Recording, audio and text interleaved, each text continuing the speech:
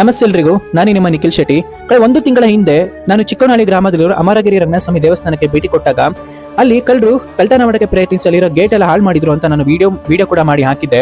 So called ಜವಾಬ್ದಾರಿ ಉಳ್ಳ ಸರ್ಕಾರ ಮತ್ತು ಮುಜರಾಯಿ ಇಲಾಖೆ ಅವ್ರ ಕಡೆಯಿಂದ ನಮಗೆ ಯಾವುದೇ ರೀತಿ ಪರಿಹಾರ ಆ ದೇವಸ್ಥಾನಕ್ಕೆ ಕೊಟ್ಟಿರಲಿಲ್ಲ. ಇವತ್ತು ಮತ್ತೆ ಕಳ್ಳರು ಮತ್ತೆ ಆ ದೇವಸ್ಥಾನವನ್ನ ಕಳ್ತನ ಮಾಡಿದ್ದಾರೆ, ಮತ್ತೆ ಗೇಟ್ ಎಲ್ಲ ಹೊಡೆದಾಕಿ ಮತ್ತೆ ಅಲ್ಲಿರೋ ಉಂಡಿ ಎಲ್ಲ ಅವರೆಲ್ಲ ದೋಚ್ಕೊಂಡು ಹೋಗಿದ್ದಾರೆ. ನನಗೆ ಗೊತ್ತಿಲ್ಲ ಸೋ ಕಾಲ್ಡ್ ಮುಜರಾಯಿ ಇಲಾಖೆ ಅವರು ಏನ್ ಮಾಡ್ತಿದ್ದಾರೆ ಅಂತ. ನಾನೆಲ್ಲ ಹಿಂದೂಗಳಿಗೂ ಹೇಳೋದಿಷ್ಟೇ, ನಾವ್ ಹಿಂದೂಗಳು ದೇವಸ್ಥಾನದಲ್ಲಿ ಉಂಡಿಗೆ ದುಡ್ಡು ಹಾಕೋದು ನಮ್ಮ ದೇವಸ್ಥಾನ ಜೀರ್ಣೋದ್ಧಾರ ಆಗ್ಲಿ, ನಮ್ಮ ದೇವಸ್ಥಾನ ಚೆನ್ನಾಗಿರ್ಲಿ ಅಂತ ನಾವು ಉಂಡಿಗೆ ದುಡ್ಡು ಹಾಕ್ತಿವಿ.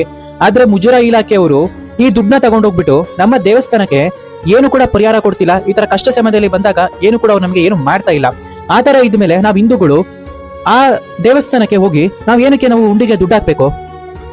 ನಾನೆಲ್ಲ ಹಿಂದೂಗಳು ಕೇಳ್ಕೊಳ್ಳೋದಿಷ್ಟೇ, ಯಾವುದೇ ದೇವಸ್ಥಾನ ಹಿಂದೂ ದೇವಸ್ಥಾನ ಮುಜರಾಯಿ ಇಲಾಖೆ ಅಂಡರ್ಗೆ ಬಂದಿದ್ದಾರೆ ಆ ದೇವಸ್ಥಾನಕ್ಕೆ ಉಂಡಿಗೆ ಯಾವುದೇ ಕಾರಣಕ್ಕೂ ದುಡ್ಡು ಹಾಕ್ಬೇಡಿ. ಆ ದುಡ್ಡು ಹೋಗೋದು ಎಲ್ಲ ಮುಜರಾಯಿ ಇಲಾಖೆಗೆ ಹೋಗುತ್ತೆ. ಮುಜರಾಯಿ ಇಲಾಖೆಯಿಂದ ನಯ ಪೈಸಾ ಆ ದೇವಸ್ಥಾನಕ್ಕೆ ಒಂದು ರೀತಿ ಹೆಲ್ಪ್ ಆಗಲ್ಲ.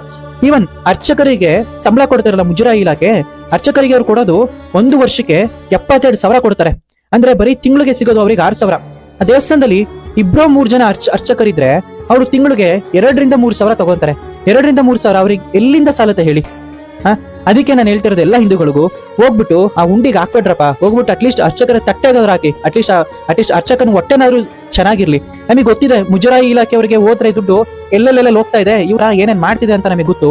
ಹಾಗಾಗಿ ಹಿಂದೂಗಳು ನೀವು ಇನ್ನೇ ಎಚ್ಚೆತ್ಕೊಳ್ಳಿಲ್ಲ ಅಂತ ಅಂದ್ರೆ ನಮ್ಮ ದೇವಸ್ಥಾನ, ನಮ್ಮ ಹಿಂದೂ ಸನಾತನ ಧರ್ಮನ ಯಾರು ಕೂಡ ಕಾಪಾಡಲ್ಲ. Thank you.